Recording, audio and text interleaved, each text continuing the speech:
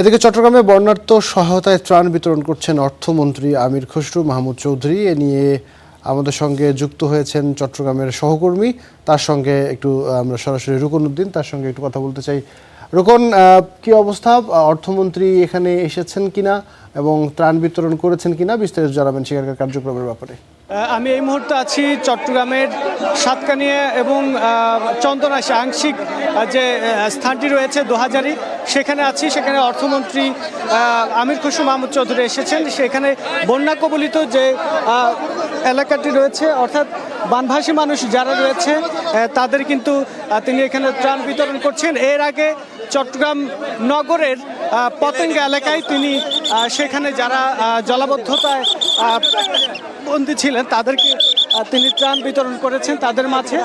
এখন তিনি কিন্তু দেখতে পাচ্ছেন যে এখানে তিনি ত্রাণ বিতরণ করে এখন আবার সাতকানিয়ার উপজেলার উদ্দেশ্যে তিনি রওনা দেবেন। সেখানে তিনি একটি খাল পরিদর্শন করবেন, অর্থাৎ সেখানে যে জলাবদ্ধতার কারণে অর্থাৎ বন্যার কারণে যে খালের যে ভাঙন সৃষ্টি হচ্ছে সেটি পরিদর্শন করবেন এবং তিনি সেখানে ত্রাণ বিতরণ করবেন। এরপর সেখান থেকে তিনি বাঁশখালী যাবেন।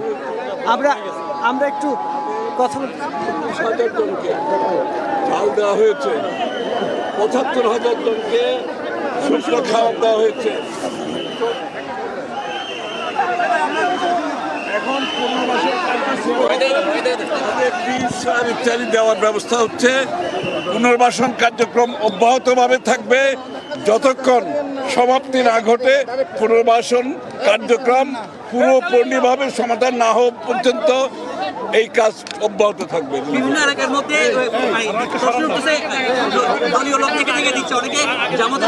এখানে কি এরকম কিছু আছে?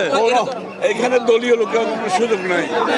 এখানে ম্যাক্সিমাম ত্রাণ দেওয়া হচ্ছে সরকারি কর্মকর্তা, জাতি ধর্ম নির্বিশেষে। তারপরে বিএনপি দলীয় লোকেরাও দিচ্ছে, আলাদাভাবে দিচ্ছে বিএনপি দল। ৩০,০০০ পরিবার উনি দিচ্ছেন, বিএনপি নেতাগুলো আলাদা দিচ্ছেন, সরকার আলাদা দিচ্ছেন। এবং এর মধ্যে রোগ বালাই যাতে না হয় সেটার জন্য পুরো প্রস্তুতি আছে। রোগ বালাইয়ের জন্য পুরো প্রস্তুতি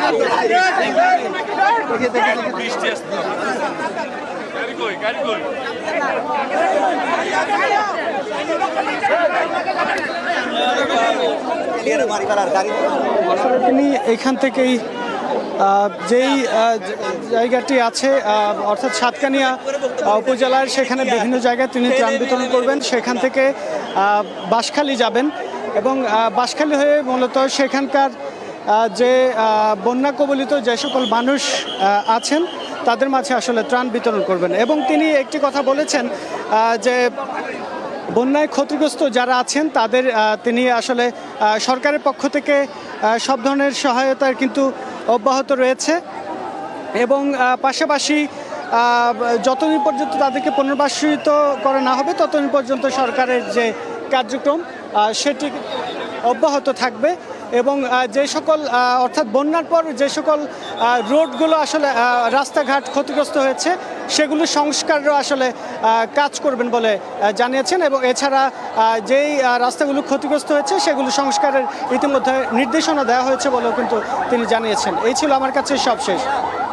ধন্যবাদ রুকন। আমাদের সঙ্গে যুক্ত হয়েছিলেন আমাদের সহকর্মী রুকন চট্টগ্রাম থেকে। সেখানে অর্থমন্ত্রী ত্রাণ দিচ্ছিলেন, সে খবর আমরা জানছিলাম।